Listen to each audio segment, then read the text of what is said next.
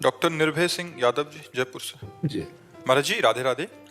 महाराज जी, क्या गुरु की आज्ञा के बगैर किसी शिष्य को गुरु बनाना चाहिए, और यदि शिष्य गुरु अवज्ञा करके गुरु बनना चाहिए?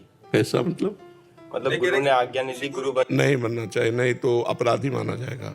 क्योंकि जो हमें गुरु जी ने मंत्र दिया है, जो हमें नाम दिया है, हम तभी उपदेश दे सकते हैं दूसरे को जब गुरु आज्ञा हो। अगर गुरु आज्ञा है कि जाओ आप दीक्षा दो, तो हम दीक्षा दे सकते हैं। हमारी स्थिति हो या ना हो, हम गुरु आज्ञा का पालन करते हैं। और गुरु आज्ञा नहीं की तो चाहे जितनी बड़ी ऊंची स्थिति हो, यदि वो दीक्षा देने लगेगा तो भ्रष्ट हो जाएगा, गिर जाएगा। अधिकार नहीं है। मंत्र, गुरु प्रदत्त मंत्र में किसी को उपदेश देने का अधिकार तभी है जब आचार्य या गुरु आदेश कर दे कि जाओ आप दीक्षा दो जा करके, अन्यथा नहीं, वो भ्रष्ट हो जाएगा, वो गिर जाएगा। अधिकार ही नहीं देने का।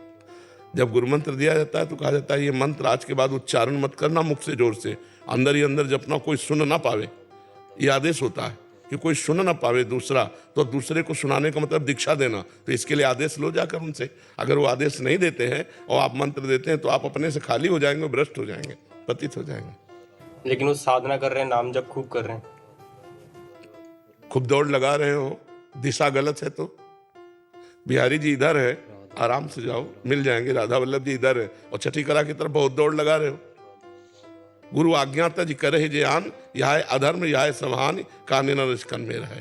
अगर गुरुदेव कह दिए कि ऐसा करो और वो नहीं आप कर रहे, अपने मनमानी कर रहे, तो आप दौड़ रहे हो केवल। बहुत चलने वाला वीर थोड़ी कहलाता है। लक्ष्य तो गुरु कृपा से प्राप्त होता है। समझ पा रहे हैं आप? लक्ष्य की प्राप्ति, दौड़ना दिखाई देगा लेकिन लक्ष्य की प्राप्ति नहीं, क्योंकि दिशा अलग हो गई। गुरु की आज्ञा में चलने से इस मार्ग की पूर्णता होती है। मोक्ष मूलम गुरु कृपा, गुरु कृपा ही केवलम। अगर गुरु कृपा का आश्रय नहीं लिए तो मनमानी आचरण से अध्यात्म पर वीरता के द्वारा विजय नहीं प्राप्ति की जा सकती। इसमें दैन्यता के द्वारा, अधीनता के द्वारा विजय प्राप्ति की जाती है। ध्यान रखना, अध्यात्म में वीरता के द्वारा नहीं की जाती। इसमें तो सुनेरी मैंने निर्बल के बलराम, अपबल, तपबल और बाहुबल, चौथो बल है दाम। सूर किशोर कृपाते सब बल हारे को, हरिनाम सुनेरी मैंने निर्बल के बल। ये थोड़ी कि बहुत माला चला रहे हो तो आपको वैकुंठ मिल जाएगा। अपराध हो जाए तो नहीं मिलेगा, ये गुरुद्रोह माना जाएगा।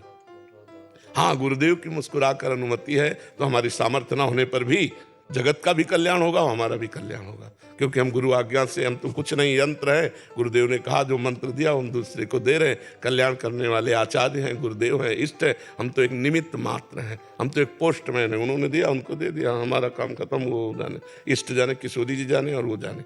हमारा काम था, आदेश मिला, इसलिए हम आपको उनकी बात बता देते हैं बस। कल्याण करना तो उनके बस की बात, हमारे बस की बात थोड़ी है। हमारा भी कल्याण उन्हीं के बस से है, तो हम किसका कल्याण कर लेंगे? वो तो गुरु आज्ञा के द्वारा ही कल्याण होता है। समझ पा रहे हैं? दीक्षा के लिए सशरीर होना आवश्यक है। गुरु आपका जैसे प्रकट रूप में होना, दीक्षा के लिए प्रकट रूप में होना जरूरी है गुरु के लिए। हाँ, क्योंकि शासन कौन करेगा? प्रगट शासन कौन करेगा? हमारे अहंकार का नाश कब होगा?